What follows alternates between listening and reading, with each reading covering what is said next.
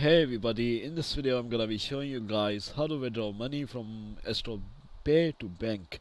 So without any further ado, let's get started with today's video. The first step is to verify your bank account. So ensure that your bank account is verified and linked to your Astropay account. This typically involves providing your bank account details and verifying ownership through a verification process. The following step is to log in into your Astropay account. So access your Astropay account using your login credentials. Navigate to the withdrawal section on dashboard.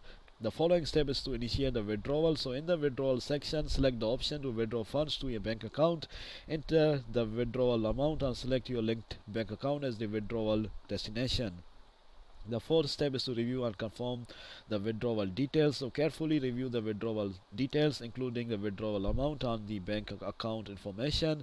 Ensure that the information is accurate to avoid any issues or delays. Make any necessary adjustments or corrections.